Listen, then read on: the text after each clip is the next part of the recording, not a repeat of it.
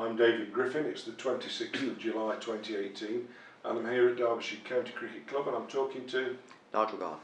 Nigel. We've reached our fourth interview.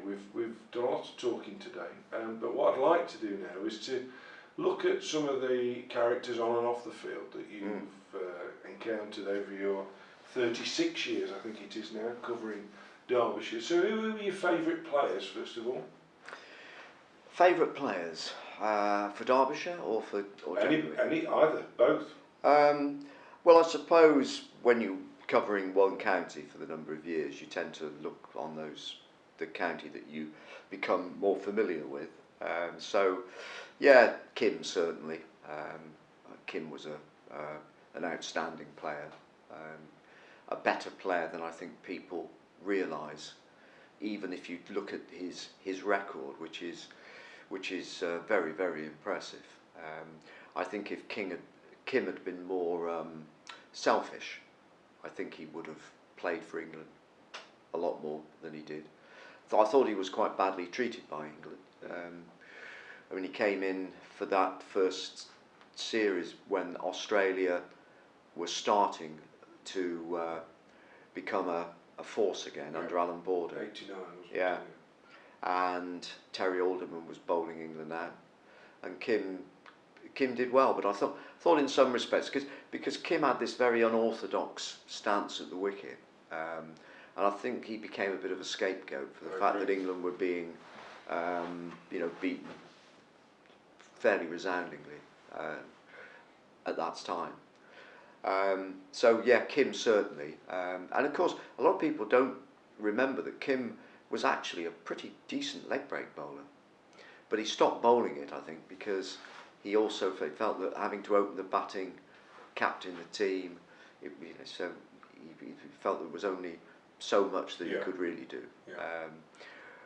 But I remember him taking 6 wickets at Chesterfield against Glamorgan. Against Glamorgan, and I remember him saying afterwards the wicket that pleased him most was when he got the Glamorgan wicketkeeper out, and he beat him with a leg break, and he felt that if you could do that to a chap who was standing behind the stumps day in day out, who was keeping himself to a few decent spin bowlers. Was that Matson?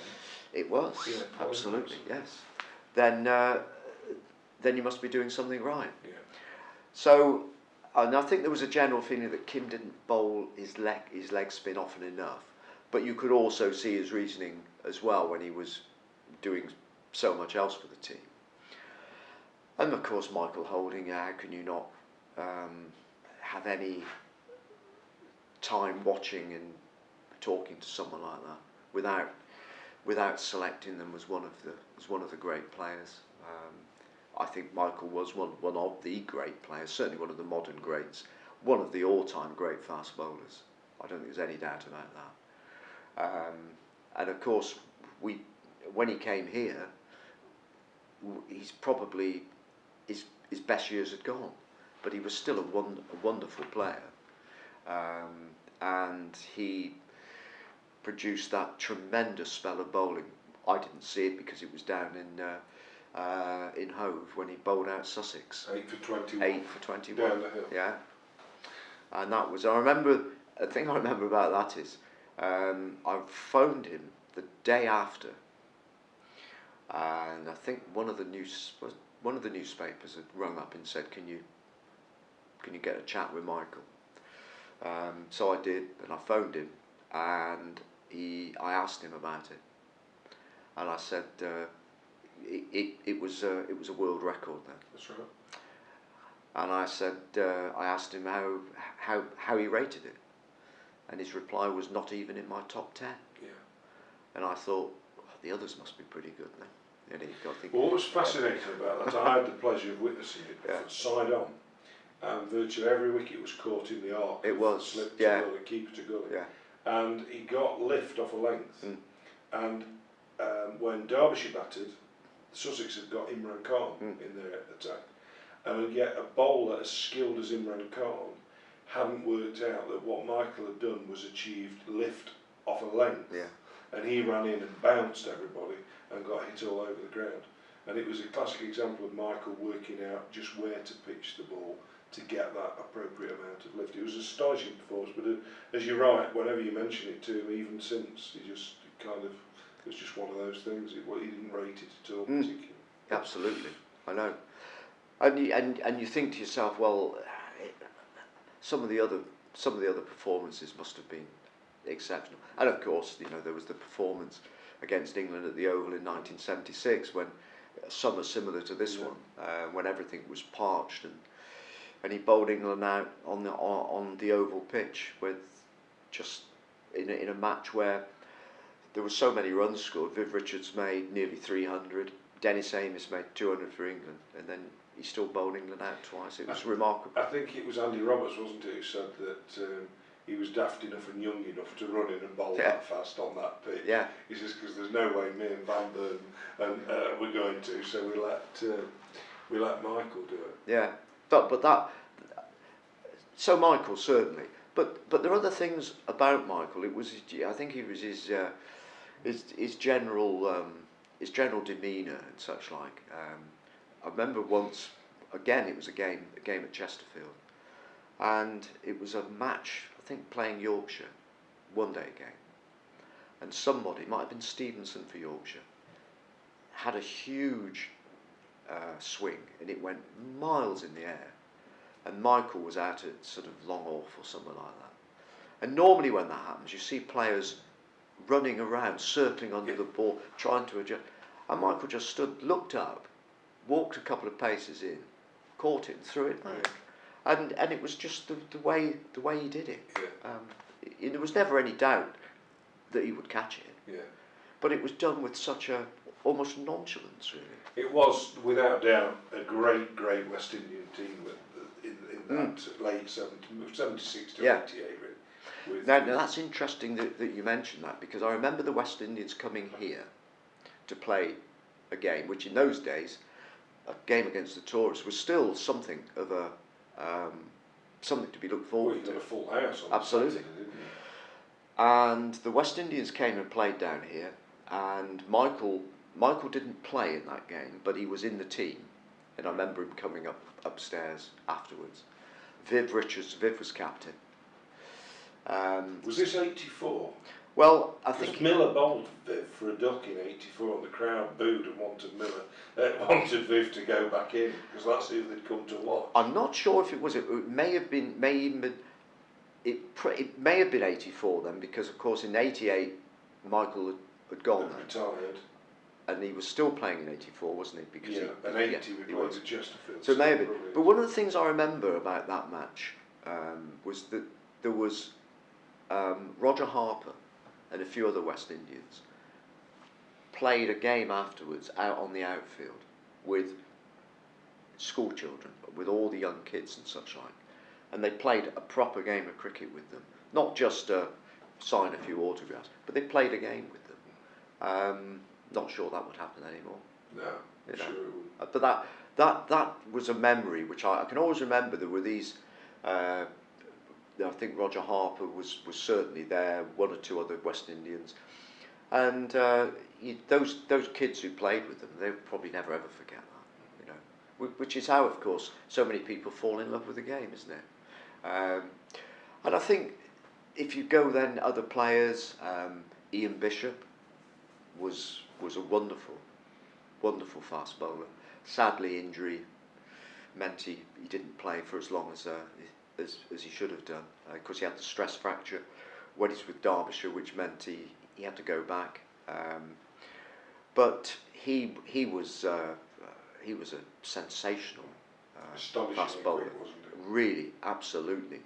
I remember, I think Kim told me that they played a benefit match somewhere, an evening game, and Ian Bishop played in that game, and so they were playing against basically sort of village cricketers and such like it, and he knocked two of them over, and Kim had to go up to him and say, Michael, these people aren't doing it for a living, they've got to go to work tomorrow. But he just treated it in exactly the same way. I remember him walking. I saw him walking around Derby one day, and I thought he had one of these very large filofaxes under his arm. A lot of people won't know what that is anymore, of course. what they used to call personal organisers. But it wasn't. It was a copy of the Bible. He was apparently a very religious man, unless you were facing him with at the other end. piece of willow in your hand. Yeah. And what of the? I'm thinking perhaps with Azharuddin, Colin, and players like that, and then into the modern era, a lot of Australians came to Derbyshire, Catich, Rogers, Stevenage, and what have you. Well, Azharuddin was just a marvellous player to watch. Had those sort of wrists which could take a ball from around off stump and dispatch it through mid wicket without playing across the line of the ball. He was must have had a tremendous eye, and of course he had that one season here where, were it not for illness at the end of the season, he may well have set a new record for hundreds in a season. Absolutely.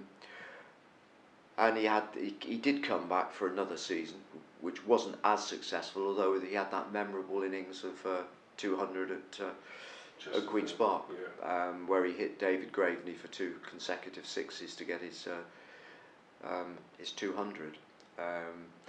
A wonderful player. And when he was here in his first season, he was a lovely man to deal with. Very, very quiet, very humble. I think he had to put up with the Dane, who quite liked to go to an Indian restaurant with him at the end of the day's play when they were away. I think all